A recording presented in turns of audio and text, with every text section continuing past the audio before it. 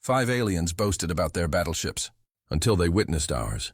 The diplomatic station orbited neutral space, equidistant from 5 major civilizations.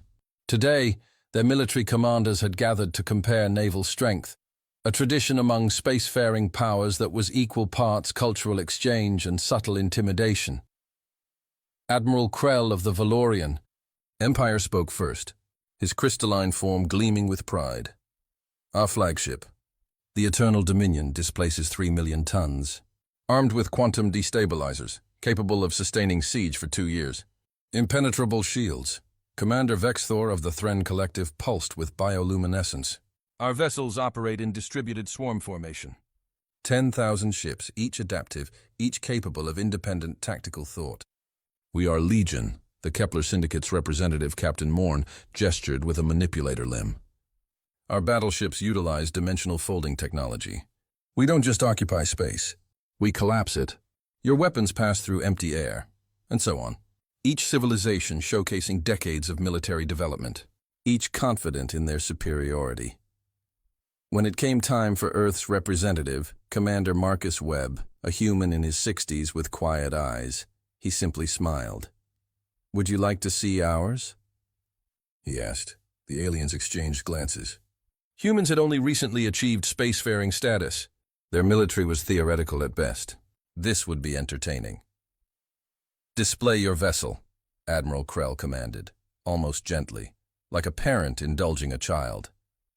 Marcus transmitted coordinates. The view screen shifted. What appeared was nothing. Empty space. The aliens leaned forward, confused. Then slowly, impossibly, they began to perceive it, not through visual sensors, but through gravitational distortion, radiation patterns, spatial anomalies that suggested something massive was deliberately hiding itself. "Activate shields," Marcus said quietly. The battleship decloaked. It was 3 times the size of the Valorian flagship. But that wasn't the shocking part. The shocking part was what it was made of. Metamaterial hull, Marcus explained calmly. Absorbs and redirects energy at the atomic level. Damage repairs itself in real time. Your quantum destabilizers, they'll dissipate before reaching the outer layer. He pulled up another display. Weapon systems. We don't use energy weapons. Too predictable. We use kinetic acceleration, projectiles launched at 0.3 light speed. Your shields? Marcus paused. They're designed to stop energy. Matter at relativistic speeds operates under different physics. Admiral Krell's light flickered erratically. That's theoretically possible, but the power requirements... Fusion cascade reactors, Marcus continued. 20 of them. Independent power grids. You destroy one, 19 others compensate, and they're all networked through quantum-entangled processors, so they function as a single unified consciousness. No communication delay. Perfect coordination. Commander Vexthor's bioluminescence dimmed. How many of these vessels does Earth possess? Marcus smiled. That's the interesting part. We have 12 in active service, but we have the capacity to build 147 more within 2 years if necessary. We've already laid the production foundation. The Kepler Syndicate's Captain Morn made a sound that might have been shock. You're industrializing warfare? No, Marcus corrected. We're industrializing deterrence. See, humans learned something millennia ago. The best war is the one nobody fights. So we don't build weapons to use them. We build them to ensure nobody ever wants to challenge us. He stood, moving toward the view screen where the battleship hung in perfect. Ominous silence. You all boasted about your ships because you've never had to fight anyone equal to yourselves. Every civilization here conquered through superior force. You assumed that was how the universe worked.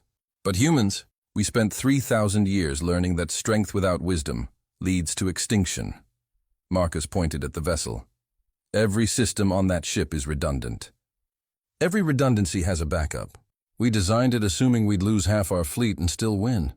We designed it for survival, not dominance. Because we learned, through painful history, that dominance is temporary.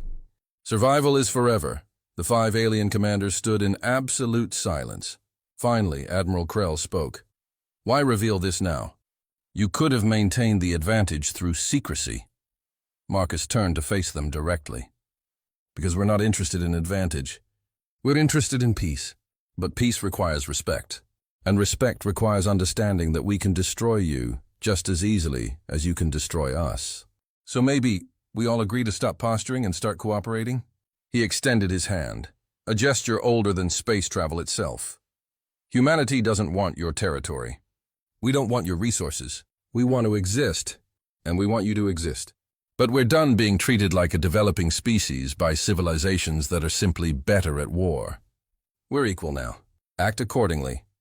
One by one, the alien commanders transmitted acceptance. The battleship remained visible on the view screen, a monument not to human aggression, but to human refusal to be dismissed. And across galactic space, the message spread. Earth wasn't a backwater anymore. It was a power that had learned the most dangerous lesson of all, how to build something so formidable that nobody would ever want to test it.